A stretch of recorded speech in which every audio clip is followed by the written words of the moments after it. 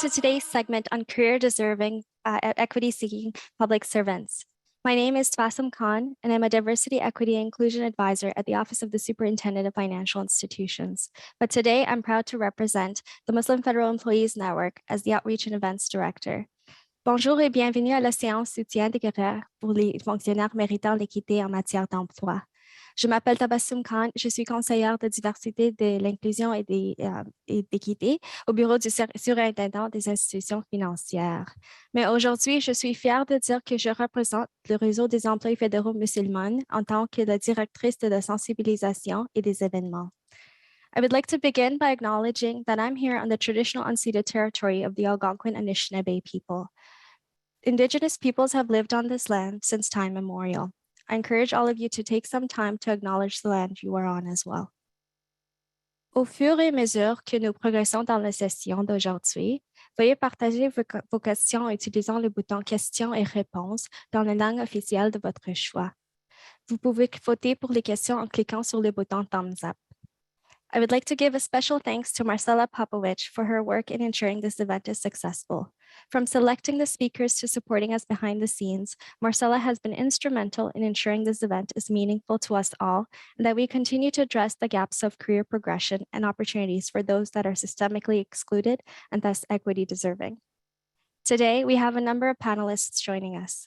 I would like to welcome Christopher Scipio, Jeremy Tate, Michelle Elliott, Samantha Moonsami, Jennifer Hong, and Emily Dwan, and Dr. Vinita Amwani. Nous avons structuré la conversation d'aujourd'hui en trois parties.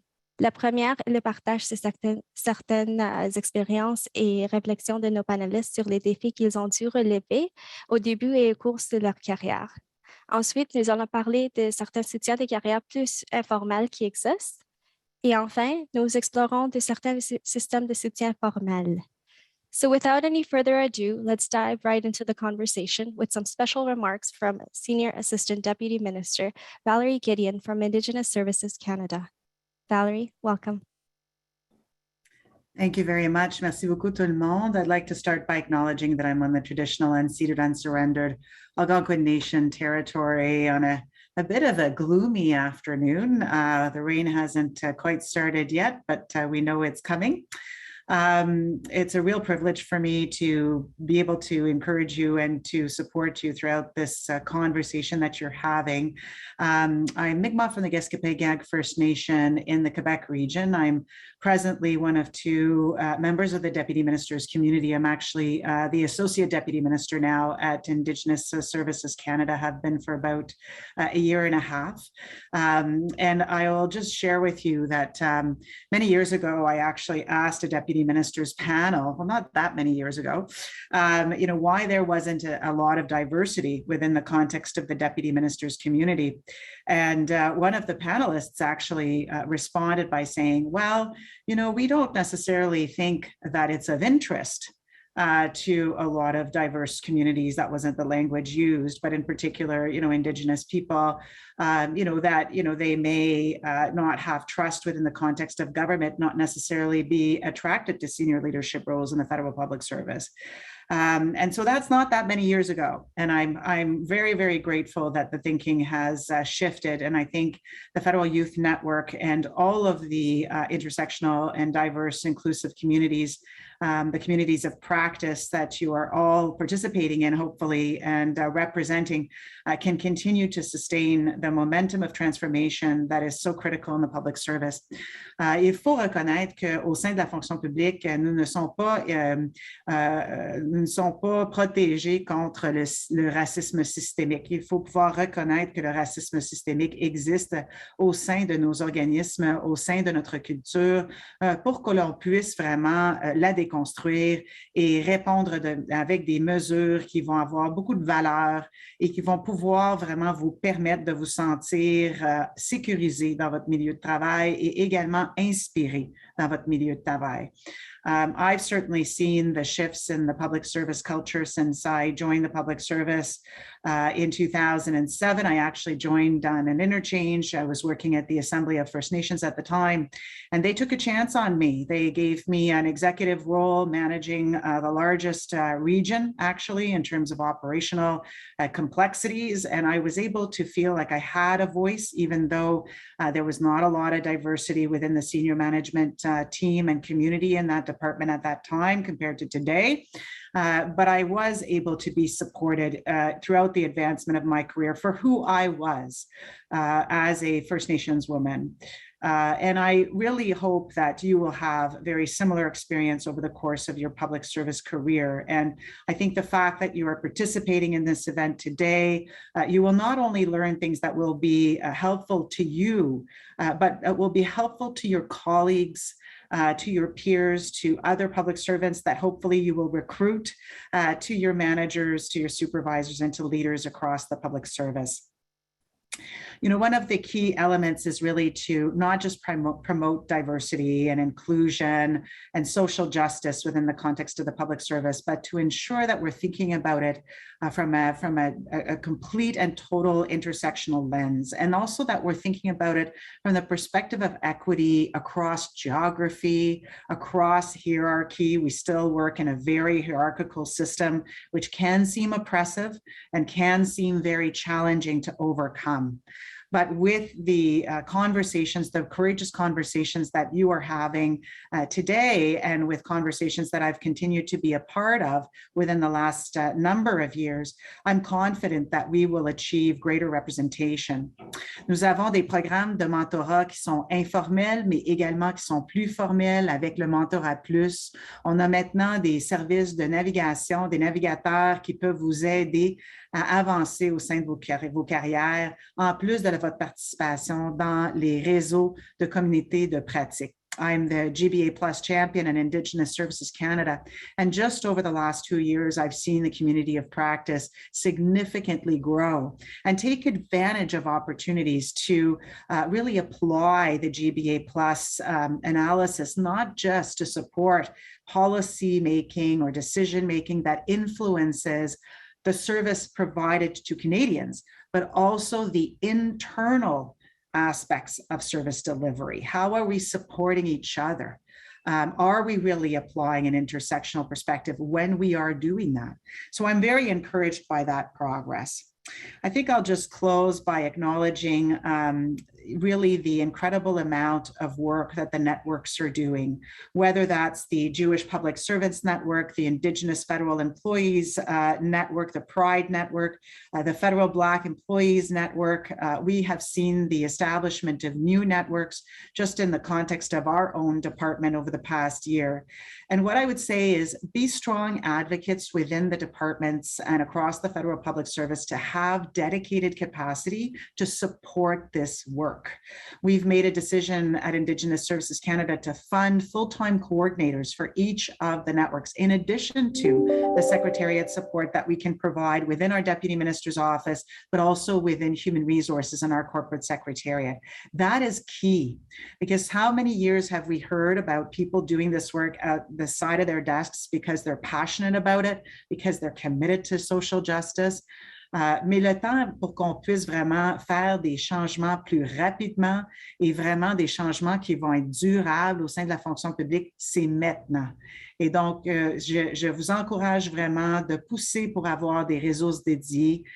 We really can't afford not to do it, right? It's not a choice. We have to eliminate systemic racism and create a much more equitable playing field across the board, no matter where you are and who you are in the public service. Et avec ça, je vous retourne la parole et je vous remercie beaucoup d'avoir pu vous dire quelques mots cet après-midi. Well, Aliak. Thank you, Valerie, for sharing your remarks and for joining us today. Pour la première partie de la discussion d'aujourd'hui, nos panélistes vont partager leurs expériences et leurs réflexions sur certains des défis qu'ils ont surmontés en entrant et en progressant dans leur carrière. For the first part of this session, panelists will be sharing some of the experiences and reflections around their challenges in entering and moving through their career.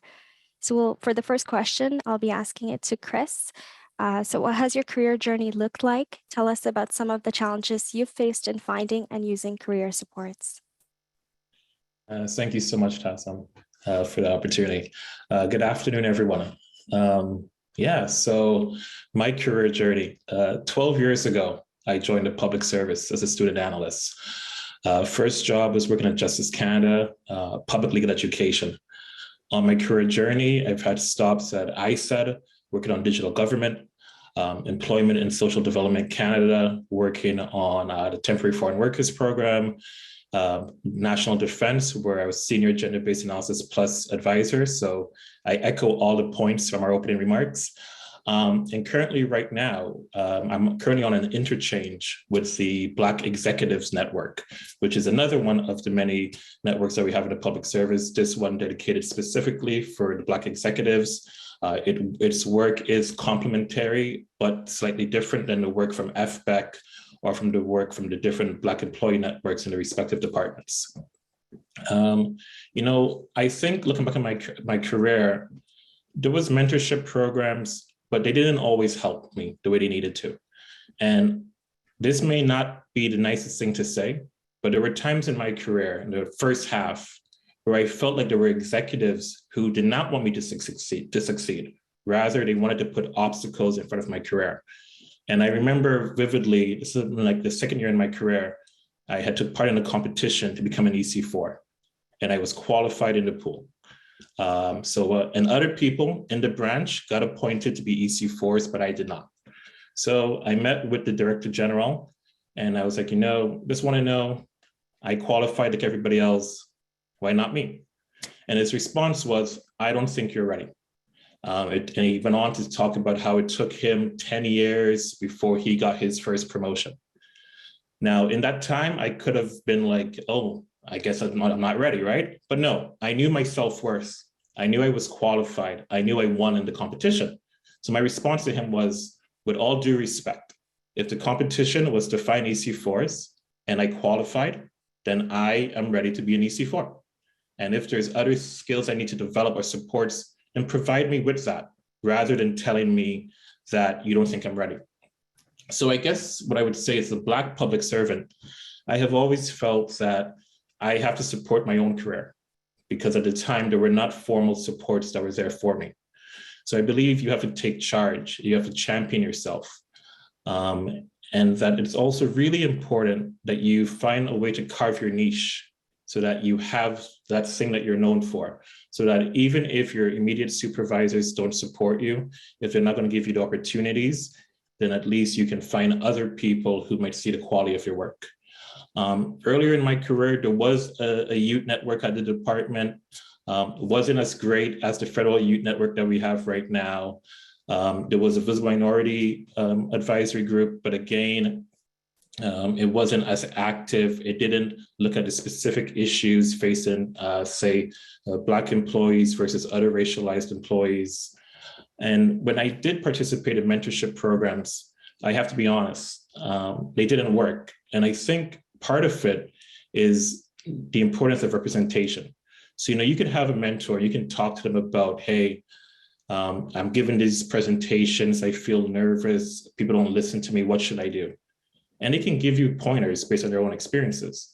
But if you have a mentor who's used to being the lonely only at the table, then when you have a conversation about managing nerves, when you're giving a presentation, it's much more nuanced, because they understand you're not just nervous because it's a big presentation. You're nervous because you're being judged, because you're the only person who looks like you in the room, that you have that other burden, that other toll upon you. And I think, so having career supports that can help with that are really important for the work. And then I guess the other thing I would say is, in the absence of finding those supports, make your network, right? So reach out to people, do training, take courses when you can to develop. I was very fortunate after year 9 in my career to finally find a deputy director who would take a chance on me. So I had been qualified in an EC6 pool for about 2 years, but I was still in EC4. And I met with this director, and he said, you know what? You don't have your language training, but that's because you've been trying to get your language training for like 5-6 years and you've been denied that opportunity. In fact, I remember being told, well, you can't get this acting opportunity because you don't have the language training. And then seeing another colleague on my team get an acting opportunity and then get to go on language training, right? So that's the reality that we see when folks who are racialized, who have been intentionally excluded by how the system is designed, that those supports that are supposed to help all of us don't really benefit everyone. And that also makes the journey really harder. So, you have to navigate this career and you work hard, but you have to work harder than other people. And it's a burden that I think that you shouldn't have to have, that shouldn't have to exist. Right now, I would say, in 2022, we are very lucky that we do have more employment equity groups. So one of the things that I'm really excited about, and this is saying for all the Black employees, is that I've recently started working with a Black Executive Network, and they're developing a sponsorship program specifically for Black executives. And FBEC, as well as the different Black employee networks, are also working to develop sponsorship programs that understand the unique realities that we experience, that helps understand the microaggressions that happen in the workplace, that help you understand, don't doubt yourself. You don't need to go get a 3rd and 4th degree to get that promotion. You are qualified, right? And believe and you can find ways to navigate the system. So in a way, just to recap, my career did not start off with support. It is what it is. I was fortunate eventually to get out of a situation that was toxic and then find leaders who believed in me, who gave me a chance, who gave me acting opportunities, and actually finally invested in me so I could go get language training, which I've been on for the last few months. So I'll leave it at that. And I know there's some other questions that I'll answer later on. Thank you. Thank you, Chris. Jeremy, we would also love to hear your career journey. Thank you so much. And a lot of similarities to what Christopher had said. And it's probably something that many from employment equity groups would probably say they experienced in their career. So I have 20 plus years experience in federal public service. I also started out as a student under the Federal Student Work Experience Program under an Aboriginal internship program. And for me, public service wasn't something I was seeking out. I was in my studying university in my undergrad, and I ran into an executive recruiter from public service who was looking to bring new people into the public service. And 20 years later, finding myself probably that person that's helping other Indigenous employees come into the federal public service.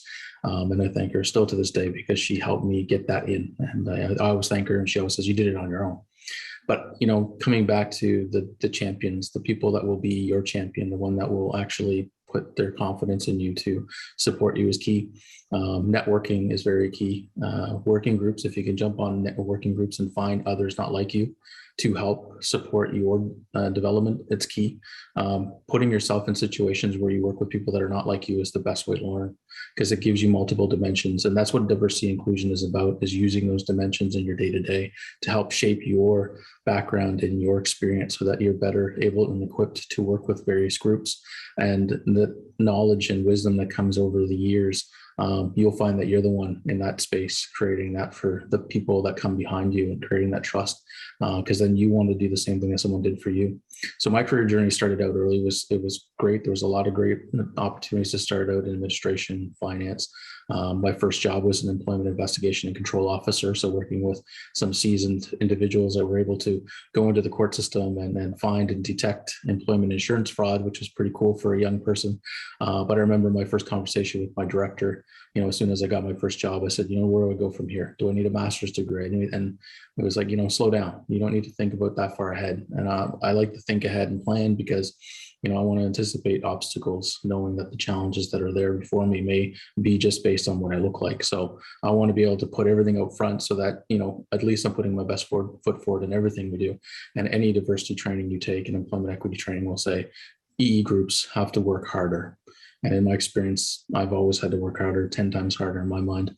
But that's, one of the realities, I guess, that, I have to experience and live with. But, that it's forced me to put my best foot forward in everything and just assume, look, I just got to do everything I can at 150%. 8 years in a row, I've received 60 plus in all my performance management agreements. So it's been recognized by my supervisors and leaders that, I do put my best foot forward, but in the situations, I still find I have to work much harder than my cohorts that are working alongside me. But you know what? You take advantage of that and you work with people, see how they're progressing in their career, and know what it is that they're doing is a secret weapon. Networking is going to help you and build those conversations that'll help you find those mentors or people that can help you in your career. So for me, the journey is you really do have to find those champions. And if you're in a bad situation, find a way out of it. Because oftentimes if you're with somebody that's not supporting you, there's not going to be a chance that they will. So the managers I like to seek out are the managers that will say, you're going to be my boss one day.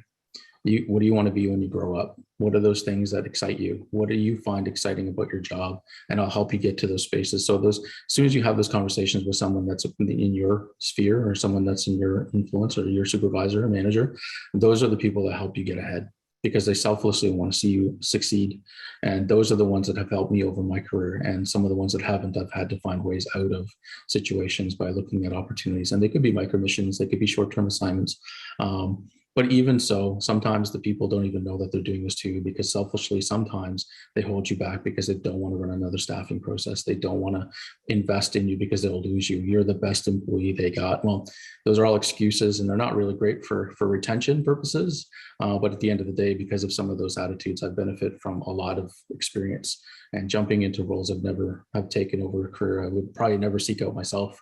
So, taking on roles as issues manager or taking on investigation and control or, those positions I don't seek out. And then, doing finance work for 8 years, and finance isn't something that I've actually studied for. It was management and human resource management, but I like crunching numbers apparently and working with spreadsheets and helping people. But at the end of the day, I have a service attitude and helping others is really where my passion is. And you find that as you go along, that serving others in the public services, as Valerie had mentioned, serving others is really our game, and helping others in the space that we're in here now, finding those opportunities to help mentor people. Even if you don't label yourself a mentor, find a way to help people because that will pay forward in dividends. So I found in my career, helping others, it'll all come back to you. Everyone wants to help each other at the end of the day. Sometimes you just get in difficult situations that you temporarily have to find yourself removing from and navigate your career with purpose, with intent, find mentors, find your passion. Christopher articulated it perfectly. Find what you love, find what you're passionate about, and seek it out. There's a big internal labor market in the government. So don't feel that you're leaving somebody in a bad spot. You're leaving to get better, and you may come back. And that's the way that managers and directors and supervisors and all people should be thinking, is if I make you better, the public service is better, and you may come back and want to work for me, because most often people leave their managers, they don't leave their jobs. So support your employees. You never know when they'll come back. Thank you, Jeremy. Chris, you were speaking about sponsorship a couple minutes ago. So what is sponsorship? How does it differ from mentorship? And at what point should we employ sponsorship? Remember that we have both new and mid-career public servants joining us today. I think that's a great question, and I just noticed a question in the chat that's kind of related to this, right? So, sponsorship and mentorship, they're related, but they're very different. And I'm going to share what I think is, my understanding of it based on my work, based on some things I've read as well. So I would say that mentorship starts off from the point that there is a gap or a deficit in a mentor, in a mentee, and that the mentor, through their guidance to the sharing of advice or feedback, can help close that gap. Sponsorship, on the other hand, realizes that there isn't so much a deficit in competency or ability in that person who you're helping, but rather it is a lack of opportunity. So the sponsorship is externally facing. It involves advocacy. It involves visibility, promotion, and connection, right? It's about, like as Jeremy mentioned, when you feel a boss that says, you will be my boss one day, that builds your confidence, right? When you have a boss who takes you to a meeting with them that you're not supposed to go to. We have this commitment way back called bring me with you. How many of us still don't get brought to meetings, even though we do all the work, right? But if you had a sponsor, they would take you to that meeting because they realize when other people who are decision makers in the organization see you, it helps elevate your career and helps you get further along. So For me, sponsorship, in a way, it's like a brand manager or a publicist, or like saying, you know what, I know this guy, Jeremy. Yes, he doesn't have a degree in mathematics, but you know what? He did this project for me when we were doing this budget thing, and his spreadsheets were amazing. He crunched those numbers like I've never seen before. You know, so give him a chance. And it's when you're in a meeting and someone says to Josh, you know what, we need to find someone to lead a project. Do you want to take it on? And he's like, you know what, I have led it, but I know someone else named Samantha who works on my team. And though she's not at this level yet, she has all the skills to do this. Let's take a chance on her and help her. And because the sponsor says, you know what, I'm speaking up for you, they got some skin in the game, they're spending their social capital, they're going to help you manage risk. So you're not going to be scared that if you make one mistake, you're going to crash and burn. Because what's going to happen is your sponsor is going to say, hey, what's the plan you got? All right, no, that looks good. That looks good. Just try that. But if that doesn't work, here's a plan B. Or when they're in the meeting and someone says, you know what, I want to give, Emily this opportunity, but I heard that she might be doing this. And she had an argument one time with Jennifer, so I don't know. The sponsor says, hold up, I'm going to defend Emily. Emily's a strong worker. She has great interpersonal skills. That situation that you're referring to is a tiny blimp in an amazing career of 15 years of stellar performance. So don't judge her. So again, the sponsor is this person who's really engaged in you because they realize that they have privilege and social capital, either because they're an executive, because they're in the in crowd, or whatever the case is. And they use that to help you challenge the structural barriers. They realize that there's a power imbalance. And I believe right now, in 2022, with the clerk's calls to action on anti-racism, with all the work from the various employment equity groups that we have in the public service, that when we say to the Public Service Commission, and we say to Treasury Board Secretariat, we need you to change staffing processes, we need you to look at a lack of representation. Telling us that we have more mentorship programs is not what we need. Racialized people, women, Indigenous people, people with disabilities are qualified and are talented. We have the skills. You can pull up the stats. Racialized women have more master's degree than non-racialized women in Canada. Those recent data that's all out there, that we have the degrees, we have the abilities. They talk about, oh, well, we launched a new leadership program, as if racialized people don't know how to lead. We know how to lead. Perhaps the system that you have and the way you've defined leadership is exclusionary and is based on a system that only privileges cisgendered, able-bodied white males, right? And that's problematic.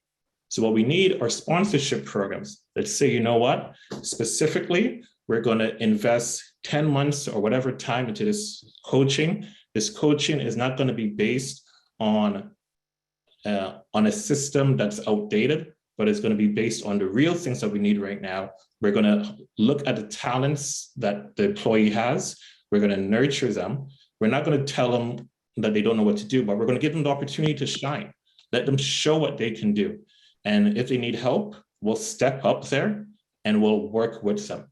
And that's what it's about. So perhaps you just start your career and you're trying to figure out how to route a briefing note in Mercury or CCM. Yeah, you need a mentor to go over those processes, right? Maybe. But when you've been a mid-level analyst and you're racialized and you've trained this non-racialized person who came in and is now your boss, though you haven't been promoted, you do not need mentorship. What you need is a fair, equitable shot and opportunity to show your skills. And sponsorship gives those things. So that is why I think we need more sponsorship. And the last thing I'll say really quickly, and if you give me just 2 more minutes, is that when I was at National Defense, I had a sponsor. My deputy director, Shay Okubido Malcolm, and my executive director, Lisa Vandehei, they're like, you know what?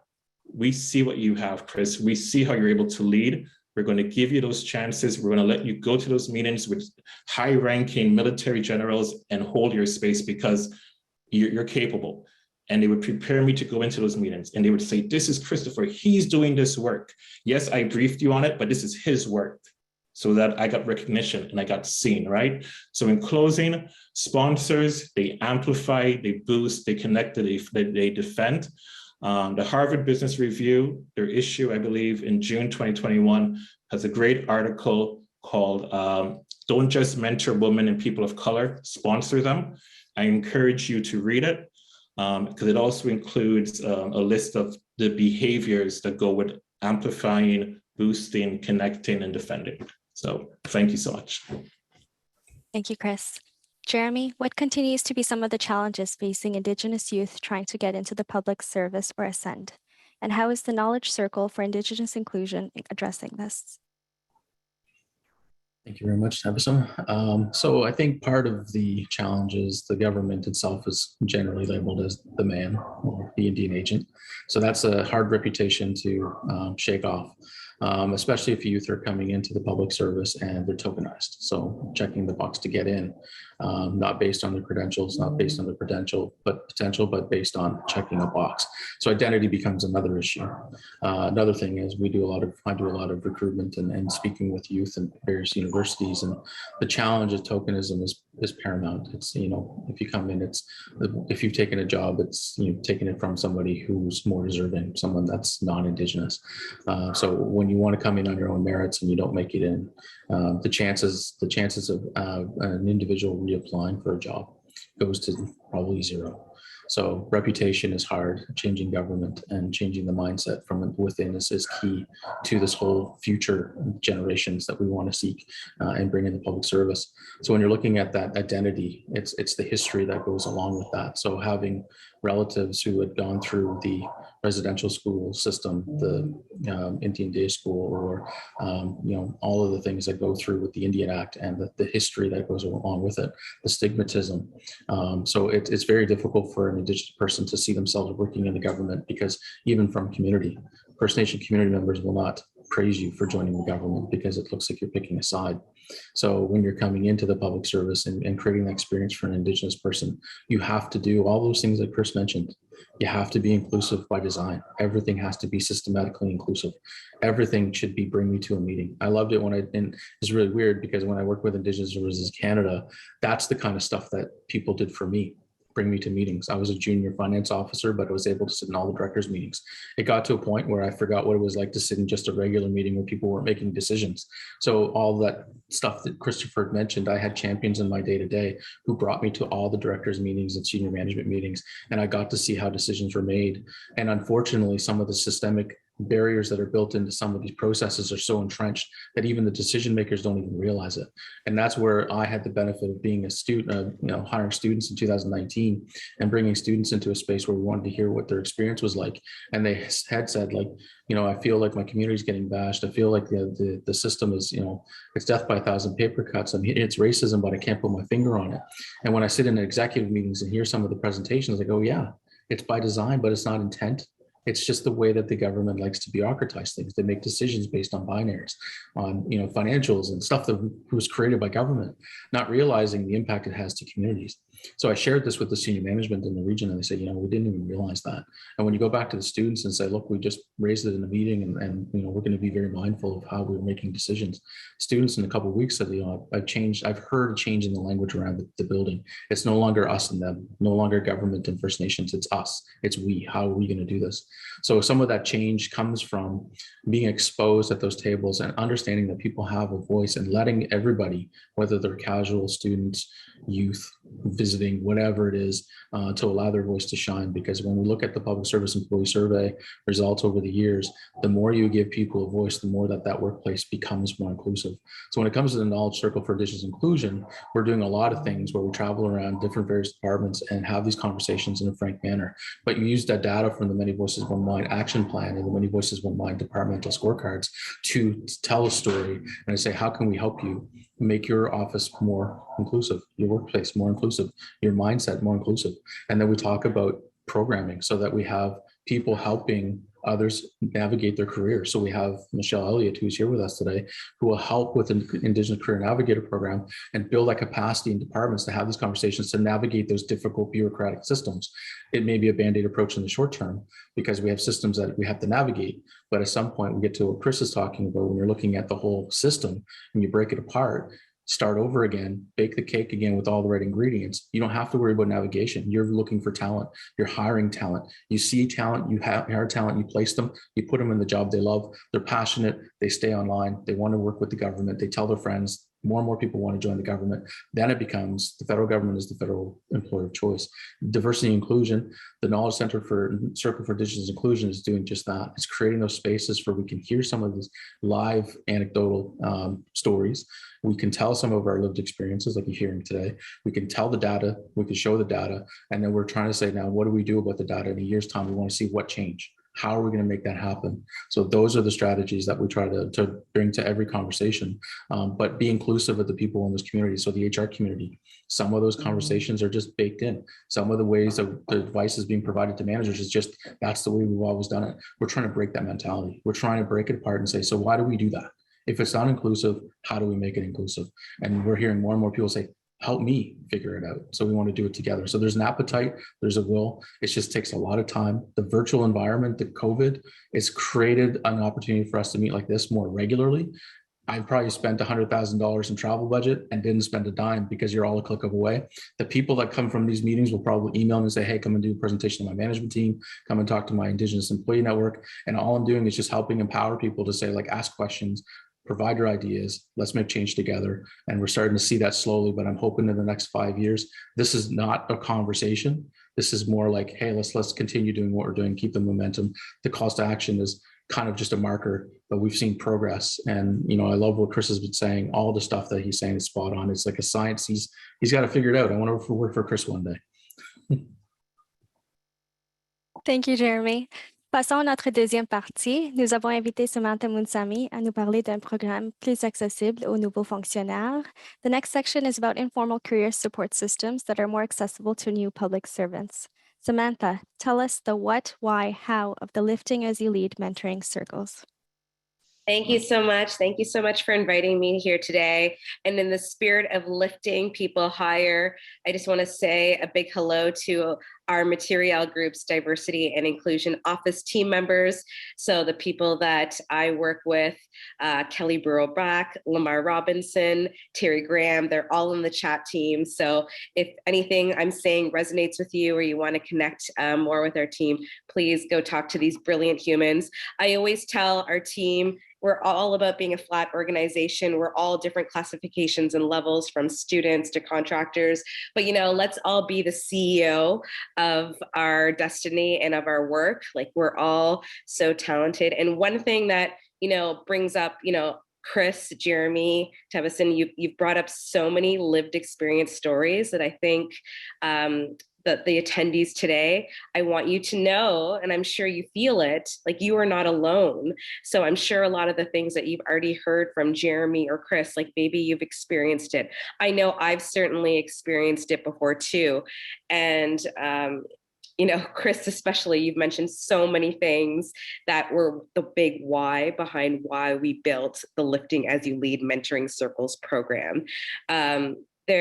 The reality is a lot of mentorship programs have failed and have failed our people. I presently work at National Defense. We've always had mentorship programs. When we were doing our active consultations, we found out that many people were applying and never got matched, or maybe you got matched and it was just a one-on-one and it just like wasn't a good fit. Like it wasn't the right person to help, you know, get those deeper relationships, get that sponsorship happening. Like this term sponsorship is so important. So I'd like to, so I'm going to read some stuff. So this is, you can download this from the wiki. Thank you, Ali. I think you put it in the chat. So all the information about Lifting as You Lead can be found on the wiki. The application to register for the fall cohort is also there. So I'll tell you a little bit about the Lifting as You Lead mentoring circles program. We've already gone through one cohort of participants. It happened in the fall. And it was an amazing experience. There were over 300 public servants from over 40 organizations from coast to coast to coast. So thank you, technology and COVID, for giving us that opportunity, because sometimes I think we've all felt that, like, you know, Chris talked about it, like being in front of face-to-face with a team or a leadership team that doesn't see you, that doesn't see your potential. You're working twice as hard as somebody else and you're still not getting recognized. There's so much invisible labor that happens to the non-majority community in the public service. Like, this is real stuff. So we wanted to build a program that really helps take care of the people of the federal public service. So the vision for the Lifting as You Lead program is we are committed to taking major measurable actions so that employees with diverse backgrounds and abilities are able to access opportunities, are accepted and valued for their differences, and can thrive in a welcoming, safe, secure, and inclusive workplace. The Lifting as You Lead Mentoring Circle program is grounded in the 2021 Deputy Minister's commitments on diversity and inclusion and strives to build on the clerk's call to action to address anti-racism, equity, and inclusion in the federal public service. Our mission, we aim to equip members with a toolbox of new skills and ideas, connect you with people across the public service, and lift them higher. So what it was and what it is it's 5 modules of learning, and it's really these discussion guides. So for the fall cohort, it'll happen over 10 weeks. So every other week, you'll get to meet with your circle members. So once you apply, you're matched with a group. And the idea, the way the circles come together is to promote sort of like diversity of like from linguistic, regional, various people's visible and invisible layers. So it's really a chance from like EX4s to CR4s. Like it's just meant to be, you know, there's power in the people and in the circle. So whether it's like your first week on the job or you have 20 years of experience in the public service, we all have something to give. I remember being a new public service servant and always thinking about FSWEP and students. And in my entire career, over 15 plus years, I always tried to advocate to have a student on our team. To me, that's an example of, you know, sponsoring, mentoring, taking care of that next generation, ensuring that representation and that we're kind of, you know, growing our public service accordingly. So, you know, I want people to remember, you don't just have to be an executive, that leaders come in all ranks in the public service, and we can all reflect on like, what can we do today to help lift someone higher? Okay, so why a circle? I brought that up right from the beginning. So, hey, if you have an hour of time, why not have like 8 to 10 people be on your side and rallying you versus just like one person doing one-on-one mentoring? So this was really meant to fill a gap. There are a lot of mentoring programs out there, but the Lifting as You Lead mentoring circles is truly unique in the sense that, you know, you're getting that circle mentoring experience and really, you know, it's a great maximizing use of time. And you know, the reality is you're likely going to have more chances to connect with someone and grow that relationship. So there were 3 goals that we wanted to really help. And this was all created from active consultation. So why did we build Lifting as You Lead? So I am the section head for diversity and inclusion at Material Group. We have 4,000 employees. So I'm responsible for executing an action plan on diversity and inclusion.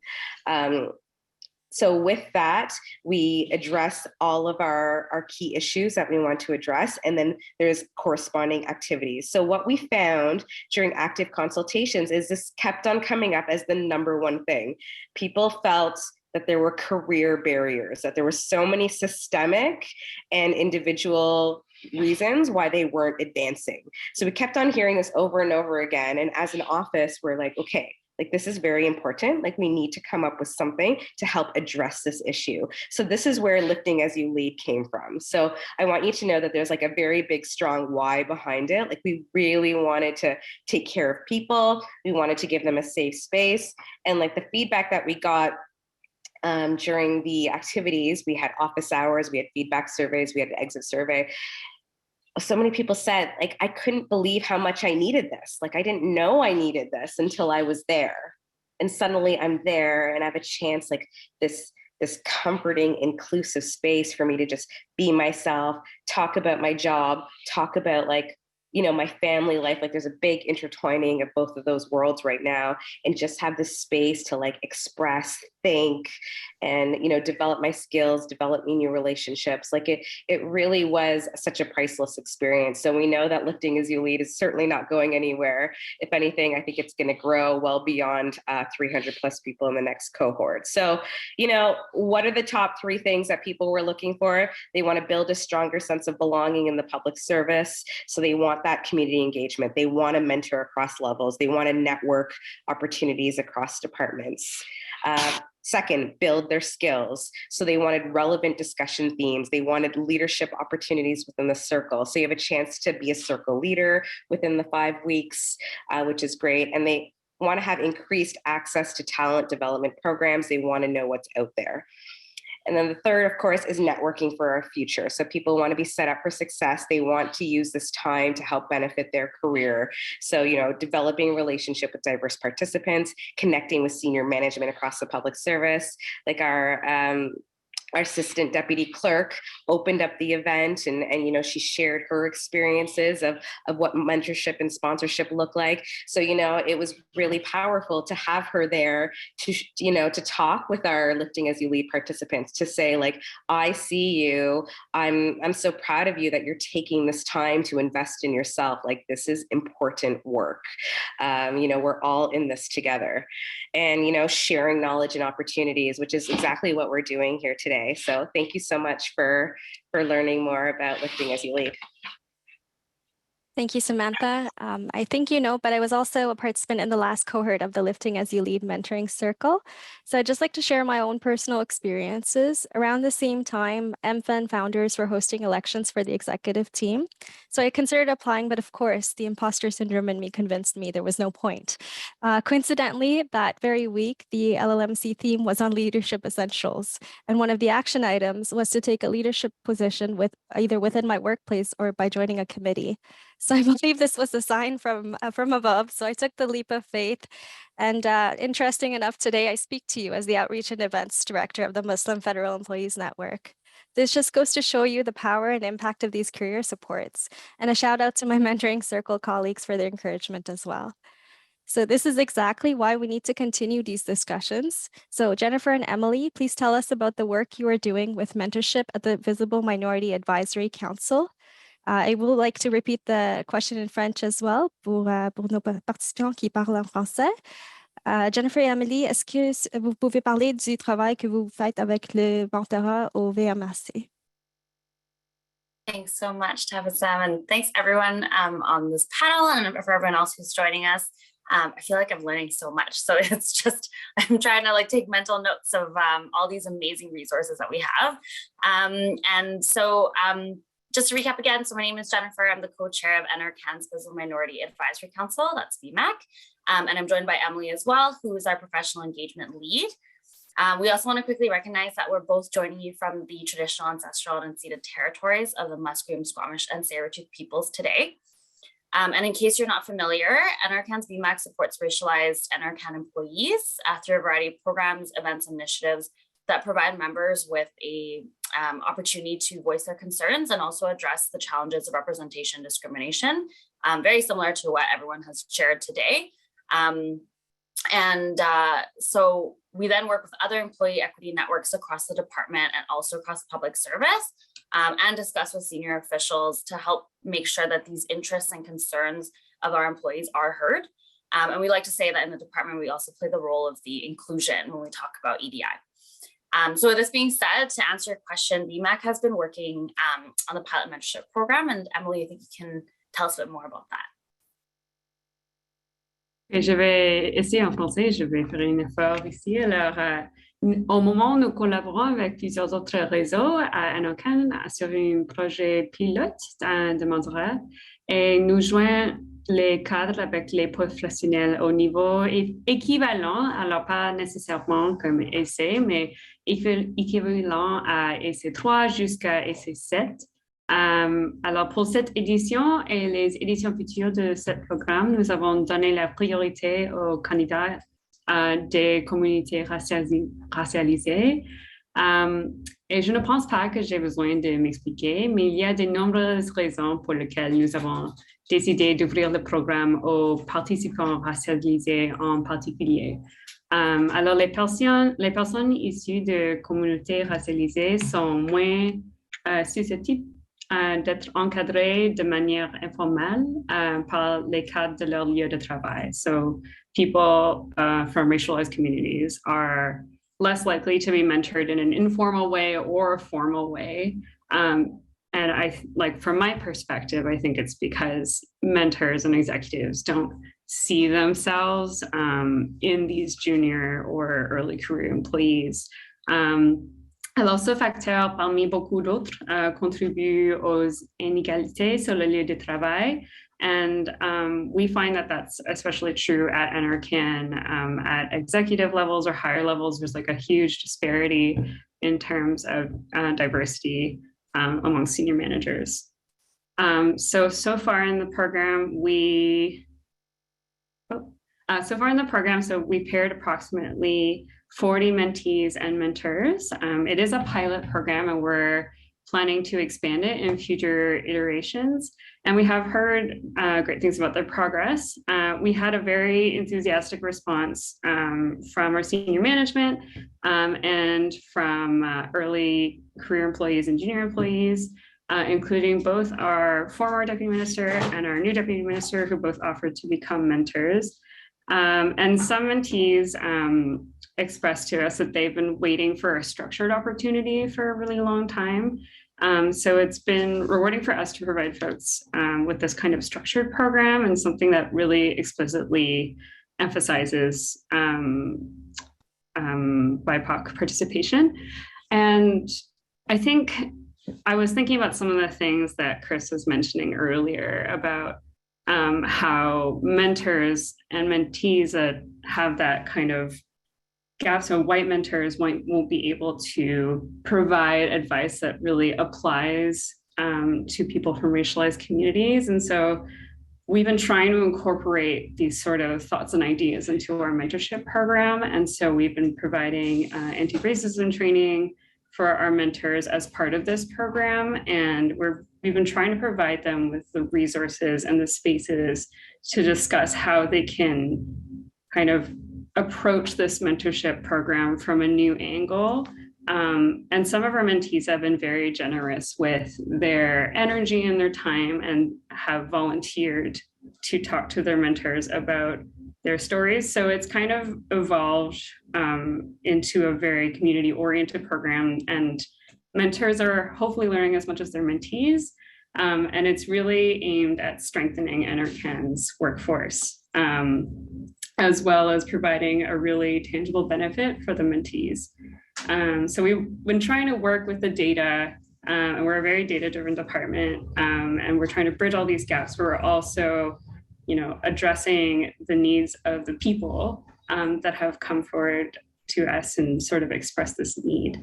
But that's a mentorship program. That's sort of what I work on. So I'm going to pass it back to Jen to talk about VMAX and many other programs that focus on professional development for racialized communities. Yeah, thanks, Emily. So we've got two other things that also complement the mentorship program that I thought I'd highlight as well, maybe just to inspire some other people across the government. So we also have something called the peer-to-peer program that we're now in the second round of doing. But essentially what it does is it pairs up different public servants across NRCan around the same levels. And it's just another peer to have in your support network and to continue building community as well. It's, again, based on the time commitments that both people have. So it's not overly structured, but it is a really great way to kind of have a bit more of a formal type of relationship within the workplace. That may not necessarily be your immediate team or your mentor or sponsors and things like that. We also have something called the Employee Development Fund. So VMAC implements this, and it's basically a $500, up to $500 that's available to racialized folks across the department who might not have access to training otherwise. So for example, we had discussed, really big barriers when it comes to language training or other very technical courses or programs and skills that people need to advance in their careers. And we often hear that that's a huge issue when, maybe their peers are getting the same opportunities, but they're not. So this is something that we're using to address that barrier and continue getting that conversation going about why this is important.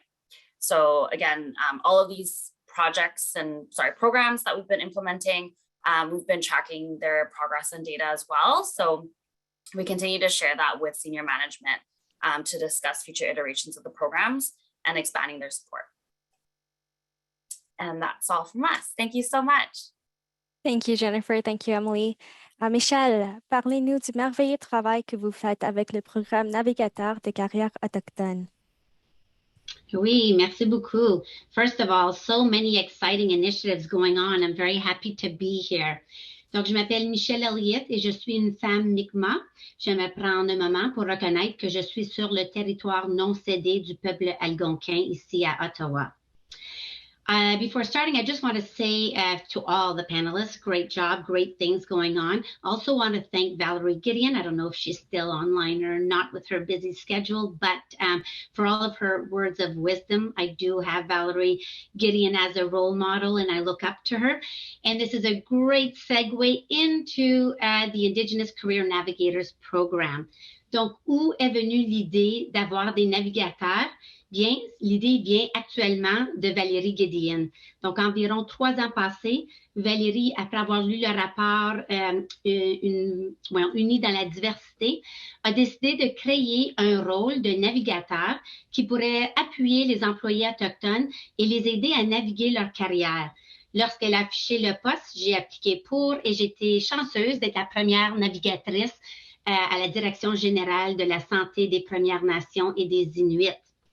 Maintenant, on avance 3 ans plus tard et je me suis joint à l'équipe, le Cercle du savoir sur l'inclusion autochtone. Et j'ai joint le groupe au mois de juin qui vient juste de passer. J'ai développé maintenant un programme de navigateurs de carrière autochtone.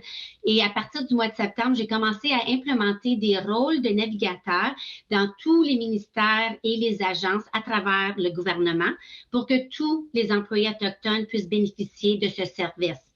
So what does an Indigenous career navigator do? Well, there's a lot of hats. So here are a few of the things that we do. One of the things that we do is if there's a new Indigenous employee that starts in the government, we all know that the government is very overwhelming and, you know, it's sometimes a little difficult to get our bearing when we get here.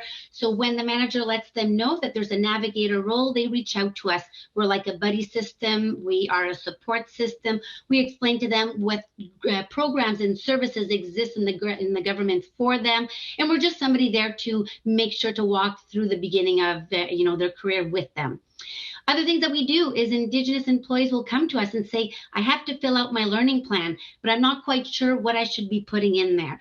So when they reach out to the navigator, we get to know them. We ask specific questions about their interests. What have they done? What are they doing? What do they want to be doing? And with this information, we can provide advice on what type of training would be good to them. Other things that we do is Indigenous employees will come to us and say, this is my group and level, and in 5 years, I'd like to be here. How do I go about doing that?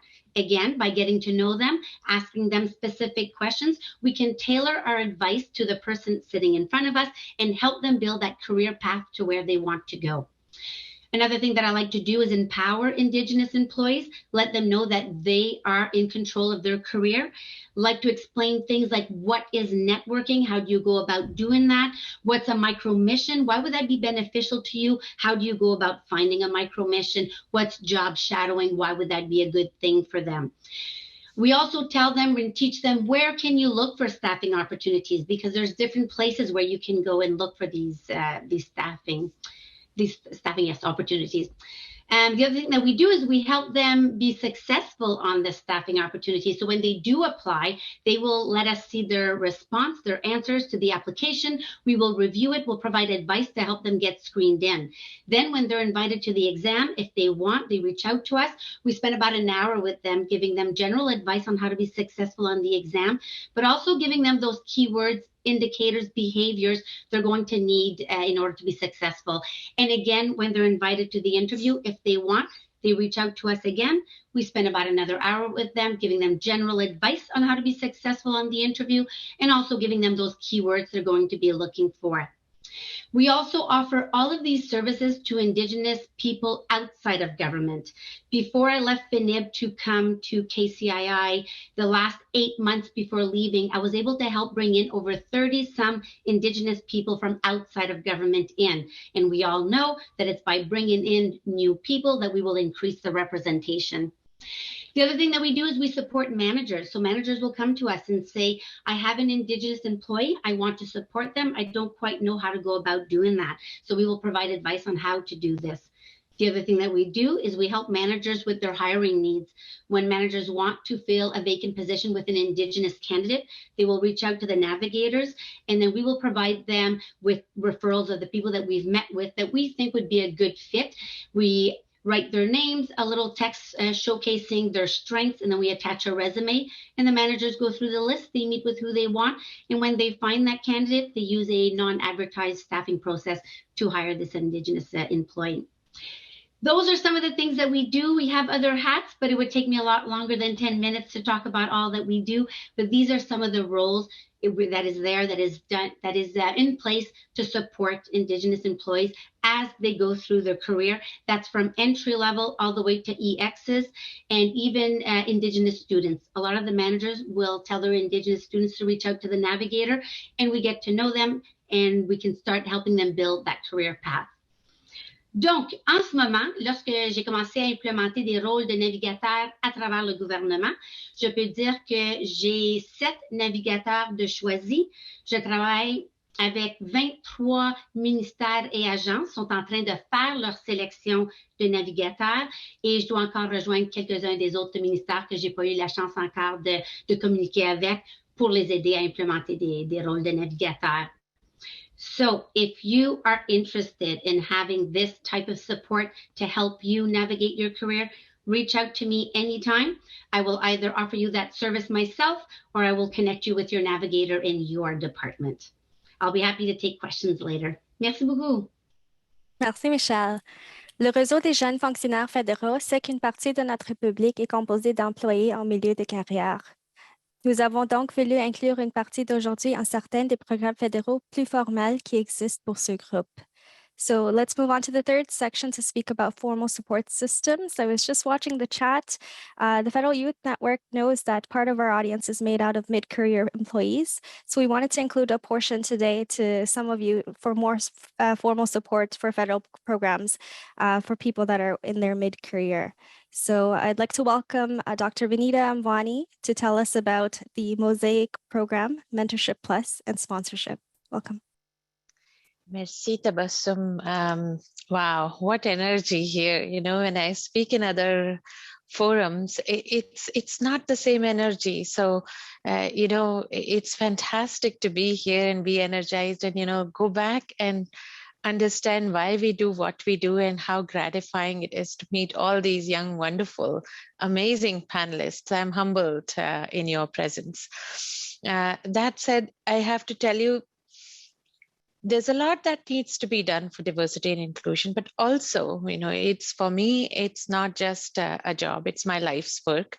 Like many of you, I entered the Federal Public Service mid-career. So before that, I was in academia doing research on, you know, acculturation in the workplace of visible minority populations and, you know, looking at other diversity groups in the work context. So when I came here and had the opportunity to work on this, I just felt so rewarded. Now, the reason I bring that up is that it's probably, compared to many other civil services, Canada is still doing a great job. That is not to say all the work is done, because I would be out of a job if that were the case. But we have made great progress. And this time, the moment in time that we are at, in particular, we have the government support, we have the public service who's completely committed. You can see this in the speech from the throne, you can see this in the mandate letters, you can see this, as many of the panelists mentioned, in the clerk's call to action. So a lot of focus is right now on diversity and inclusion and career progression of equity-seeking groups. So I'll talk about some of the formal things that are being done. En août 2020, le SCT a créé un nouveau centre dédié à la diversité et à l'inclusion afin de mieux soutenir le désir d'accélérer le progrès en la matière dans la fonction publique. Par le biais de nos initiatives, nous concentrons nos efforts sur les principales inégalités en matière de progression de carrière auxquelles sont confrontés les groupes désignés par l'équité en matière de l'emploi, ainsi que sur leur sous-représentation persistante aux échelons supérieurs et leur manque d'accès aux tables de décision. Deux des programmes mis en œuvre par la CDI sont le programme de perfectionnement de leadership mosaïque ainsi que le programme Mentorat Plus. I'm emphasizing Plus là, Mentorship Plus and Mosaic. I'm emphasizing plus part because that's where the sponsorship comes in, which many of you have highlighted is more needed than mentorship. So these two programs have been developed in collaboration with key stakeholders. Obviously, what we do, which has a public service-wide scope, has to be done in conjunction with key partners like PSC, Public Service Commission, the school, the Privy Council office. So these are the key partners, but also key stakeholders. So it is an exciting time. And Christopher talked about Federal Black Employee Caucus. We also have Federal Asian Employees Network, the network of Asian Federal Employees, NAEF. We also have Black Executive Network. So all these communities we engage, LGBTQ2+I communities, Positive Space Ambassadors Network. We work with the bargaining agents. So these are all different communities. We called them in and we said, we go about it every time. Okay, we develop a program and we consult them. What do you think of this? We said, we'll go about it slightly differently. We called these communities and said, what do you want to see in this program? Let's design it together. And that's how Mentorship Plus and Mosaic came into existence. So first, talking about Mosaic, it is a 12-month program to address barriers faced by equity-seeking employees to bridge gaps in representation and increase diversity in executive group.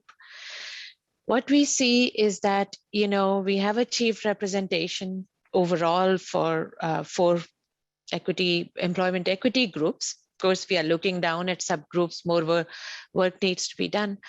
But what happens is that many of us from these groups, we feel a glass ceiling when it comes to EX-1 position. So looking at the data, EX-1 to EX jump, that's where the greatest barriers exist for equity-seeking groups. So that's why we've designed Mosaic to include participants from EX-1 level and then put them through a 1 year of development program and then appoint them potentially at EX1 levels.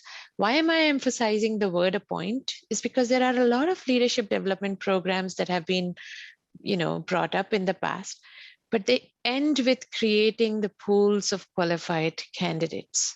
And what we have heard from the barriers, from the networks and communities we've worked with, is that a lot of people from equity-seeking groups, they languish in the pools when the pools expire. So, other people get picked up, equity-seeking groups don't. So we didn't want it to end there. We said everybody who's taken through the program will become an executive. That was a very, very bold move, first time it's done. Because it's not up to us, OCRO or TBS, it's a department's prerogative to appoint. But we said, if you want to send us your participant, you identify a position against which they will be assessed, we will get them ready for that. So what happens if they don't get selected? Well, we will continue to develop them until they get selected. So this was another bold move on our part. We looked at every barrier. I saw in one of your questions right now, somebody saying, I'm stuck in my career. I don't know how to progress. So when we designed the selection criteria for Mosaic, we said if you have been in a substantive EX-1 position for a long time, we give you higher consideration. So we asked in our profile questions, how many years have you been at EX-1 position? And instead of looking at that negatively, like why haven't you been promoted? We are looking at it, okay, you're facing barriers, you get a higher and first consideration in getting selected for the program. So every barrier that was identified was addressed through this. When people told us they have been, they suffer more because they have intersectional identities. You have women who are visible minorities who also have disabilities, and every additional equity seeking identity compounds the disadvantage. Research shows that, not me. So what we did was we asked them, what other identities do you have? And if they had multiple identities, they got a higher consideration for being selected in the program. So everything that Mosaic has been designed for is groundbreaking. It has tried to address every single barrier. Language training. Well, bilingualism is a core value as much as diversity and inclusion is. At the same time, we know that access to language training can be improved. So we focused on making sure that the managers had the support, the participants had the support of their managers and their departments in reaching their language levels through this program. So that's what Mosaic, it has 4 parts. It's a 12-month program with an education component. And here I will go to another very, very interesting comment that was made either in the chat or your questions. That what's the point in bringing these leaders into leadership and then saying, okay, behave like your able-bodied, straight, white male kind of leadership? That's a problem because Indigenous leaders don't look anything like those other leaders. And the frame of reference, because leadership looks very white, is still very different. So what we have done through this program is we have hired Ivy School of Business to deliver that component. And we are saying, okay, key leadership competencies, sure, because that's what they need to pass the assessment. But we are going to focus on character-based leadership and provide self-awareness courses to these different identity participants and say, don't question your different way of leading because all leadership is not the same. And that's where character-based leadership is focused. And guess what's happening? As we did this, our other teams in OCRO are saying, maybe it's time to change the key leadership competencies to look like more diverse leadership competencies. And they are working on that too. So we are not unaware of that. And we are trying to make sure that we change the leadership tone by itself. When we make the leadership more diverse, we will change the tone of the leadership. We will make sure that, people are used to seeing different types of leaders, and then the public service perspective will change also. So everything that has been identified as a barrier is addressed through Mosaic. The other components of the program, every participant comes with a sponsor. Yes, not just a mentor, a sponsor who advocates for them, who opens the doors, who provides opportunities even as they are going through this. We also have, in addition to sponsorship, learning, there's an experience building opportunity where participants go through an assignment, or within their current positions, they are given an assessment from PSC as to where they need to focus, and they're given every support to fill those gaps if there are gaps, right? And how to present those gaps. So those things are already in place. So this was about Mosaic with the appointment component, experience building, learning, and sponsorship, and going through this 12-month program and being appointed at the end of it as EX1. Now this is for higher level public service, because our participants are EX-1 level. We also have Mentorship Plus, which has been launched across the public service based on the response to the clerk's call to action. We know that 67% of the organizations have implemented it in one way or the other. So Parlant du programme de Mentorat Plus, le programme a été lancé en décembre 2020. Le programme jumelle des employés de la fonction publique fédérale et des cadres mentaux ou parrains pour les aider à naviguer le système en vue de progresser dans leur carrière. Favoriser une visibilité accrue dans les réseaux informels, leur donner l'accès à des possibilités de perfectionnement, leur permettre d'acquérir les compétences nécessaires pour devenir des cadres supérieurs. Le programme Mentorat Plus a été élaboré en collaboration avec des membres de groupes démographiques qu'il vise à servir. Un sondage ainsi que des groupes de discussion ont été menés auprès des membres des groupes d'équité en matière de l'emploi et des groupes en quête d'équité pour s'assurer que le programme répondait à leurs besoins.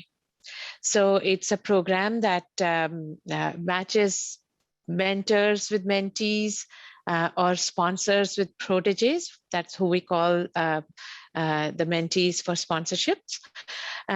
Since the launch of mentorship, we have seen a very encouraging involvement of the departments. We have 46 departments that have identified, and as I said, 67% of the responses to the letter to the clerk mentioned that.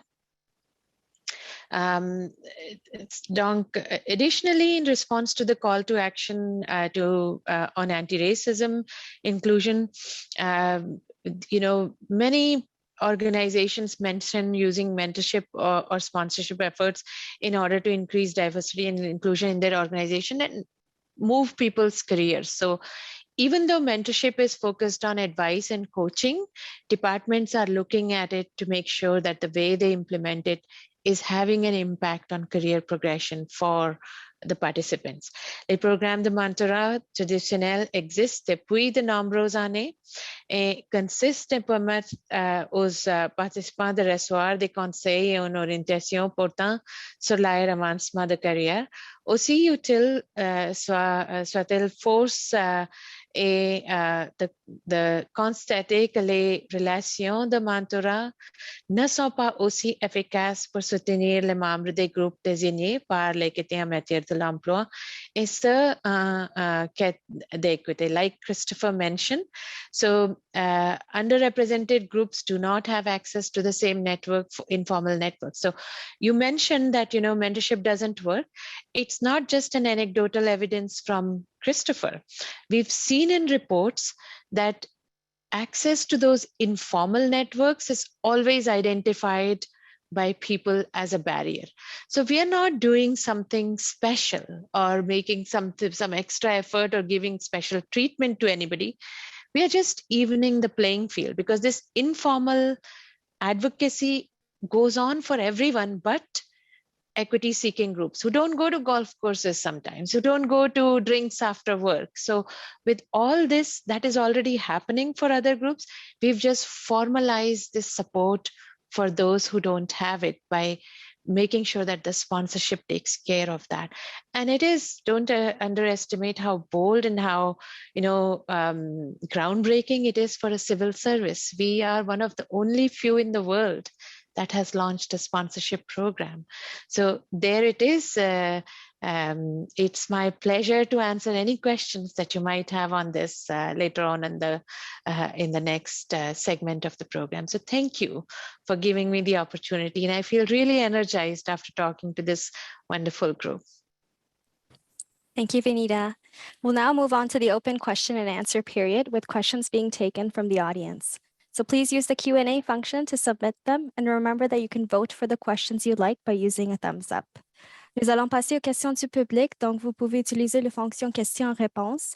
N'oubliez pas que vous pouvez voter pour les questions que vous aimez en utilisant le bouton thumbs up ou pouce en l'air. So we'll start. I just learned a new term today, so thank you for bearing with me. So you can start with the first question. Are sponsorships typically formal, such as, do you ask someone to sponsor you? I'm wondering if Jeremy or Christopher would like to answer this question, or anybody else on the panelists, feel free to let me know. Yes. So I think it's a mixture of both, right? Like we've heard from some of the other speakers that there are formal sponsorship programs being set up. My own personal experiences have been informal. But I do know that through the Black Executive Network, as well as FBEC and the Black Employee Networks, that formal sponsorship programs are being set up. So I think, you want to, if there's a senior leader or anybody that's senior to you, who you are inspired by, who you have a good relationship with, who you believe walks the talk, doesn't just say they believe in equity, diversity, and inclusion for the performance review, but has actually taken real actions, then go talk to that person and see if you can establish maybe an informal relationship, and then eventually you can progress to something formal. That'll be my response to that. Thanks. Thank you, Christopher. Vanita, Jeremy, would you like to add? I can go ahead. Yes. I would concur with Christopher. They are both formal and informal. It just so happens that the informal sponsorship has favored non-equity seeking groups so far. And the program that we have is a formal program that identifies step-by-step implementation, and it is a targeted program to equity-seeking groups. And so it's aimed at balancing that playing field by providing a formal way of equating what the supports that other folks are getting informally. Thank you. The next question or statement: my colleague with less experience in education than me always gets acting director assignments. As a woman of color, I find her opportunities to do so really disheartening. How can I leverage my experience to gain those opportunities? Is this a big red flag overall? Does anyone in the panelists want to take that question? Samantha? Sure, I'll be happy to take it. So, I mean, this happens all the time. People get overlooked for acting. It's very, very common. So you're certainly not alone. I think you do need to speak up. So I think when you have a bilat with your manager, you need to ask for the opportunity for acting.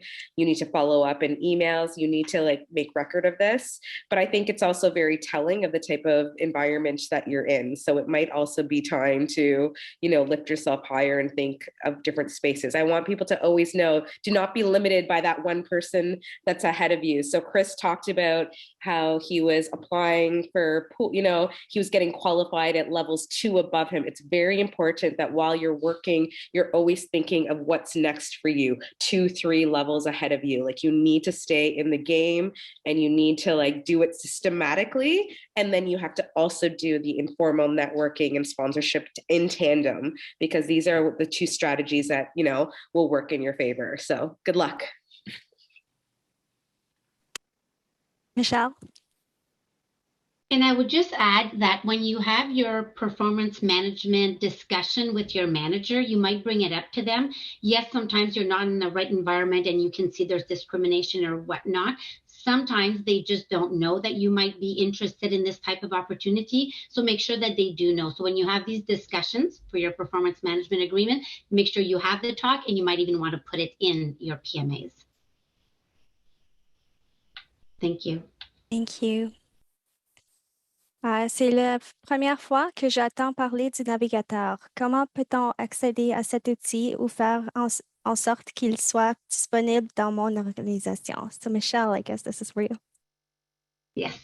So first thing, I guess, would be to reach out to me so that I can check. I do have a list of all of the departments and agencies. Je devrais peut-être répondre en français, excusez. Donc, tu devrais me contacter, tu peux m'écrire, je vais vérifier, voir si ton ministère ou ton agence a un navigateur de choisi. Si oui, je vais pouvoir te laisser communiquer avec eux. Mais si tu n'as pas de navigateur en ce moment, tu peux juste venir me voir, c'est moi qui vais t'offrir ce service. So you can reach out to me. I will either connect you with the navigator in your department, or I will offer you that service myself. Amazing, thank you. And then, are these mentorship and sponsorship opportunities also suitable for those of us who have been stuck in our non-management levels for over 5 years? Being further along in my career and feeling stuck, I want to try again, but need guidance. Anyone from our panelists? I can tell you about, just taking a step back, first, I must mention that what we do from OCRO is enable departments to implement mentorship and sponsorship, not necessarily run those ourselves, right?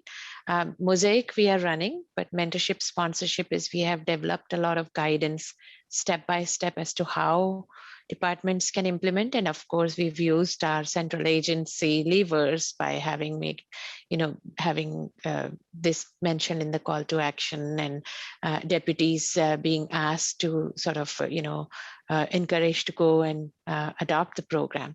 But that said, the way the Mentorship Plus is designed, it's for all levels. So it doesn't matter whether you are just starting your career or you're mid-career or you're just about to move into the executive EX1, but it may be implemented differently in your organization. Going forward, there is conversation. There could be programs being conceived for other levels, including Mosaic, which is right now targeted to EX-1 levels, but it could be lower down the chain also.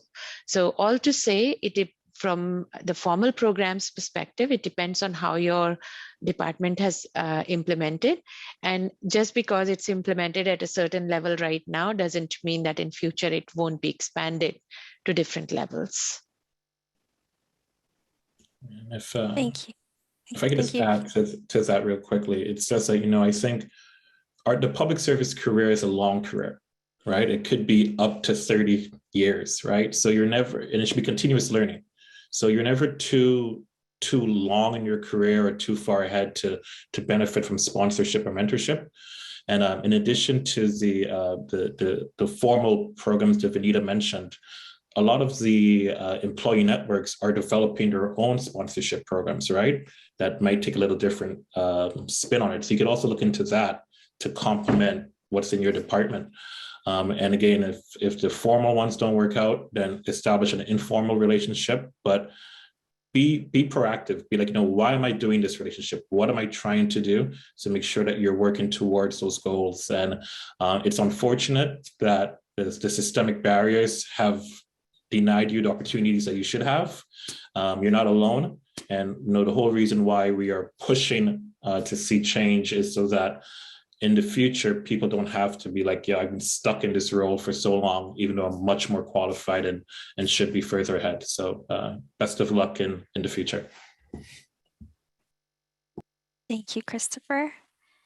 For those of us in small offices where acting assignments and advancement have proven to be selectively limited, would outside sponsorships and mentorships be beneficial while attempting to move into another federal department?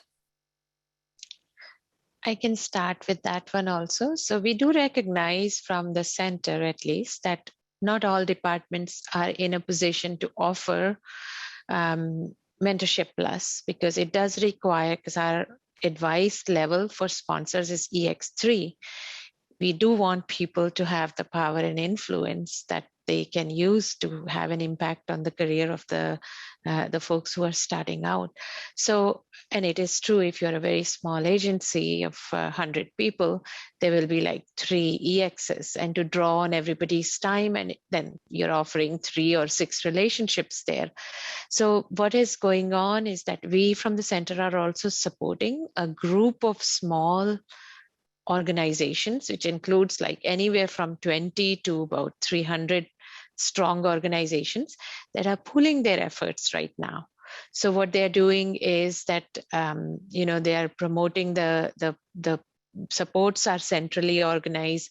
The sponsors are available through the pool to everyone, and more to come on that, because these organizations have all banded together and they are going to be collectively launching potentially Mentorship Plus or something like that. So all to say that we have these organizations working together to find solutions that limit the implementation in small organizations, both in terms of capacity and availability of sponsors.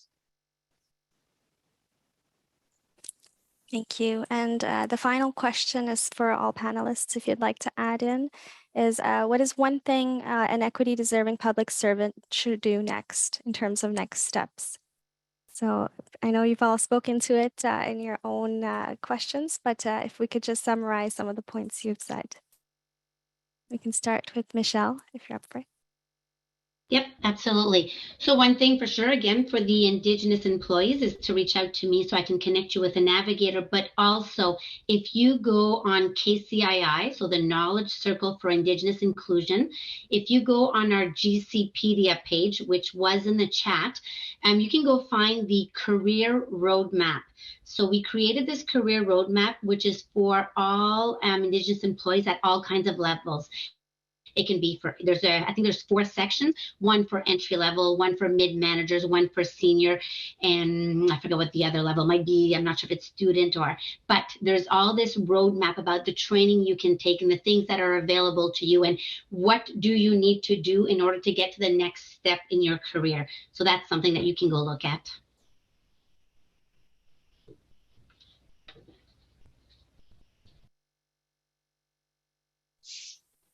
I can go next. You can go next. So the top 3 things I would say is 1, apply for the Lifting as You Lead Mentoring Circles program.